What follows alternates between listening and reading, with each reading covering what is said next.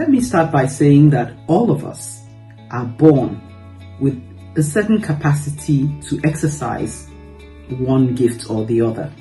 Some of us spend the whole of our lives, we journey through our lives before we unveil our gifts, whereas others may not ever get to discover their gifts or may even leave them lying dormant.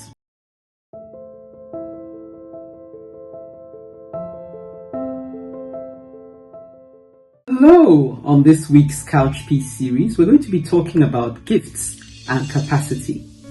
We're going to be talking about the attitude with which we exercise our gifts and even how we develop ourselves in order to grow and enlarge our capacity. Let me start by saying that all of us are born with a certain capacity to exercise one gift or the other.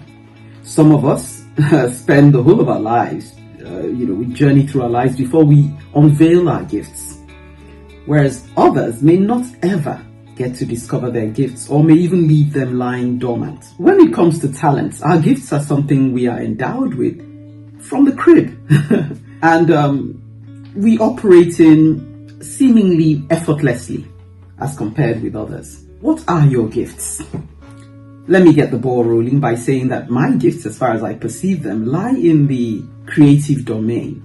I enjoy telling stories through visual, words, even song. I enjoy writing. Now, some may say I have a gift of understanding people, whereas I would like to say that I enjoy developing that area of my ability. I enjoy the efforts of applying myself to gain an understanding of how the minds of others work and what it is that they value or how it shapes who they are. We all have gifts and we all have the capacity to exercise these gifts in varying capacities or degrees. Now, capacity may be a function of our DNA and our exposure, our socialization.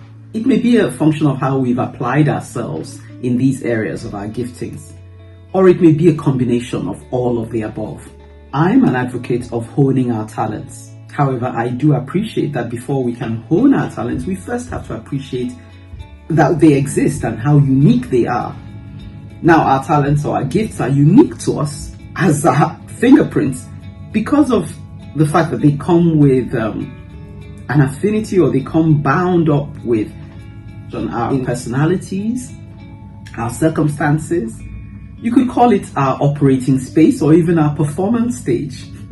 Now, as we go on to the next chapter, I would like to focus on employing our gifts in the service of others, and particularly looking at an area of service that I know a little about: motherhood.